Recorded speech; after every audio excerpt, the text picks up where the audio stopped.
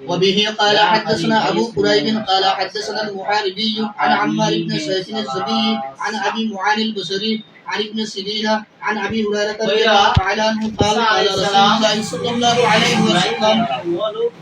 عن أبي هريرة رضي الله تعالى عنه قال حضرت أبو هريرة رضي الله تعالى عنه ने कहा قال رسول الله صلى الله عليه وسلم अल्लाह के रसूल सल्लल्लाहु अलैहि वसल्लम ने इरशाद फरमाया तअव्वुदु बिल्लाहि मिन जुब्बिल हज़न अल्लाह की पनाह मांगो जुब्बुल हज़न से क़ालू सहाबाए किराम ने फरमाया या रसूल अल्लाह ऐ अल्लाह के रसूल सल्लल्लाहु अलैहि वसल्लम वमा जुब्बुल हज़न क्या है क़ाला रसूलुल्लाह सल्लल्लाहु अलैहि वसल्लम ने फरमाया वादिन फी जहन्नम का एक मैदान है यतअव्वज़ु मिन्हु जहन्नमु कुल्ल यौमिन मिअत मर्रतिन जहन्नम रोजाना 100 मर्तबा पनाह मांगती है इला या रसूलल्लाह कहा गया है अल्लाह के रसूल सल्लल्लाहु अलैहि वसल्लम वमन यदखुलहु कौन दाखिल होगा उसमें क़ाल रसूलुल्लाह सल्लल्लाहु अलैहि वसल्लम ने फरमाया अल मुराऊन बि अमालिहिम वो कुर्रा जो अपने अमाल का दिखलावा करने वाले का नाम अकानी में सलासा रखते हैं রাসূল সাহাবায়ে কেরাম কে একদিন বলেন তোমরা জুব্বুল হাযান থেকে পানা চাও আল্লাহর কাছে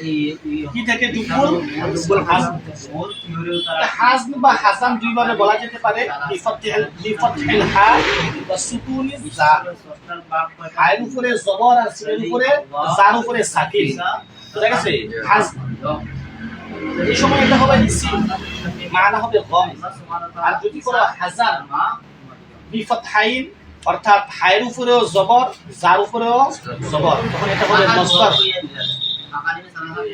রাসূল সাল্লাল্লাহু আলাইহি ওয়াসাল্লাম একদিন সাহাবায়ে কেরামকে বলেন তোমরা জুব্বুল হাযান থেকে আল্লাহর কাছে পানা চাও সাহাবায়ে কেরাম বলেন রাসূল জুব্বুল হাযান কি আল্লাহ রাসূল সাল্লাল্লাহু আলাইহি ওয়াসাল্লাম বললেন জাহান্নামের একটি স্থানের নাম একটি জায়গার নাম হলো জুব্বুল হাযান জাহান্নাম দৈনন্দিন ওই জায়গাটি থেকে 100 বার পানা চায় এই জায়গাটি এত ভয়ানক ইবনে মাজাহ শরীফের বর্ণনার মধ্যে এসেছে জাহান্নাম দৈনন্দিন 400 মর্তবা 400 বার জাহান্নাম এই জাহান্নাম দৈনন্দিন 400 বার জুব্বুল হাযান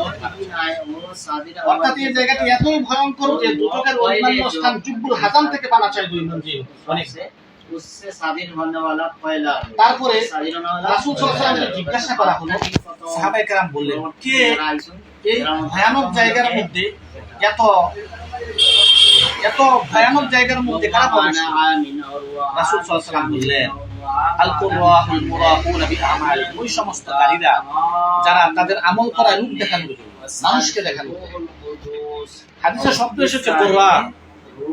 আজকাল আমরা কোরআন বললে বুঝি যারা কোরআন শরীফ পড়ার ক্ষেত্রে পারদর্শী আসলে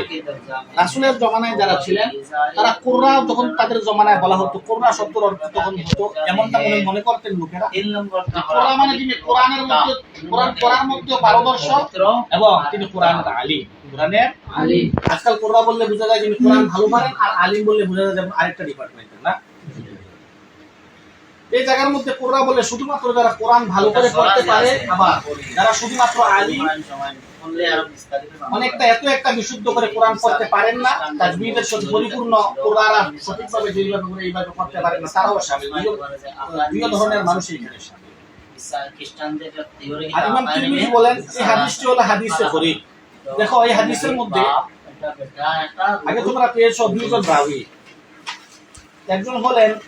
আম্মার বিন সাইফ আজ-জবি আর ওনার উস্তাদ আবু মুআন আল-বসরি এরা দুজনেই জয়ীফ এজন্য এই হাদিসটি অত্যন্ত জয়ীফ হাদিস এবং ইমাম তিরমিজি হাদিসটিকে হাদিসে গরীব বলেছেন আর হাদিসে গরীবের অর্থ তোমাদের জানা আছে আমি করব